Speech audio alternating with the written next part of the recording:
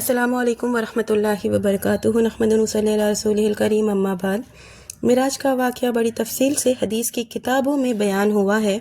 یہ واقعہ کب پیش آیا، اس میں اہل سیر کا قدر اختلاف ہے، لیکن ہجرت سے قبل پیش آیا، اس پر سب اتفاق رکھتے ہیں۔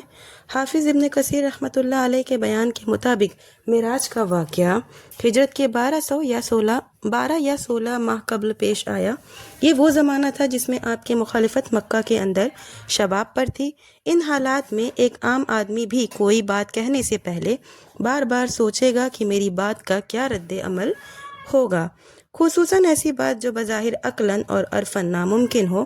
ایسا کوئی دعویٰ کرنے کا مطلب یہ ہوگا کہ خود اپنے قول و فعل سے مخالفت اور تکذیب میں شدت پیدا کی جائے اور اپنے دشمنوں کو اپنی بدنامی کا موقع فراہم کیا جائے۔ لیکن مخالفت اور حالات کی پرواہ نہ کرتے ہوئے آپ نے معراج کی صبح ہوتے ہی اپنے اس عظیم آپ صلی اللہ علیہ وسلم نے اپنے اس عظیم اور لامنتہائی سفر کا اعلان کر دیا۔ بظاہر ایک ناممکن واقعے کو واقعے کے طور پر پیش کرنا آپ کی جرأت ایمانی، آپ کی عظیمت، آپ کی صدیق کی دلیل ہے۔ حالت بیداری میں آپ کو جسم اور روح کے ساتھ مکہ سے بیت المقدس اور بیت المقدس سے ساتوں آسمان یعنی کہ سدرۃ المنتہا اور اس کے اوپر کی سیر کرائی گئی۔ مسجد حرام سے مسجد اقصیٰ تک کے سفر کا ذکر تو قرآن کریم کی سورہ اسراء میں موجود ہے۔ قرآن کریم میں سورہ اسراء کا ذکر ہو جانے سے تواتر ثابت ہو جاتا ہے، اس لیے قرآن پاک کا بیان یقین کے لیے کافی ہے۔ لیکن حدیث کی کتابوں میں واقع معراج کا بیان کرنے والے صحابہ اور صحابیات کی تعداد پر نگاہ ڈالی جاتی ہے تو وہ بھی تواتر کی حد کو پہنچ جاتی ہے، اس لیے کہ اس واقعے کو اجمالاً یا تفصیلاً بیان کرنے والے صحابہ کی تعداد 22 اور صحابیات کی تعداد 3 ہے۔ اس لیے صحیح احادیث میں آپ کے مشاہدات کی جو تفصیلات آئی ہے وہ 100% صحیح اور قابل یقین ہے۔ آج میں اپنی ویڈیو میں آپ کو حدیث میں معراج کی جو تفصیلات آئی ہیں ان میں سے چند کا ذکر کروں گی۔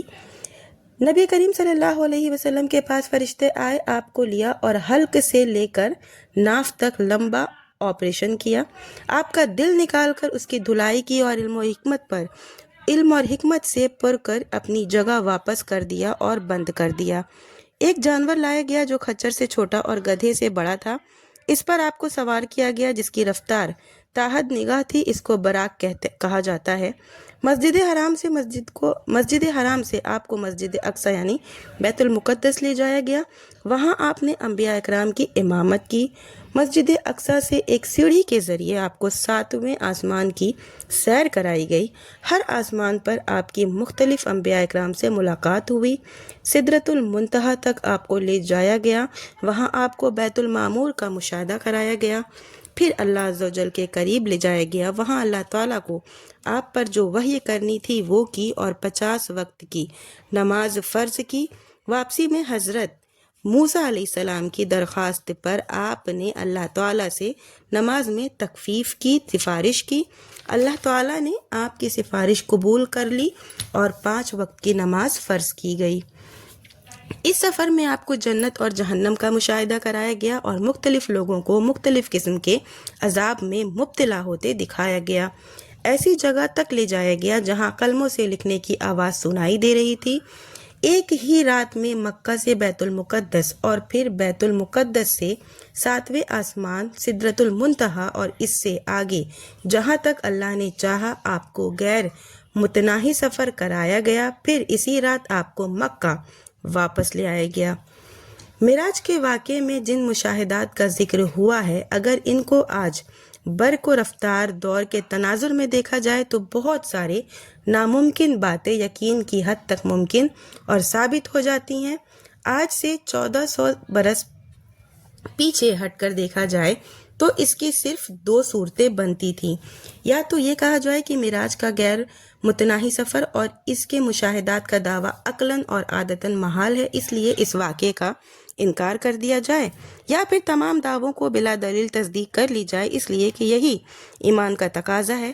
پہلے کی مثال کفار مکہ اور مرتدین ہے اور دوسرے کی مثال ابو بکر صدیق اور مومنین ہے رضی اللہ عنہم، لیکن بعد کے ادوار میں فرق، زالہ کی عقل تک بندیوں نے واقع معراج کو مختلف خانوں میں بانٹ دیا ہے، جو کہ میں آپ کو اپنی نیکسٹ ویڈیو میں انشاءاللہ بتاؤں گی۔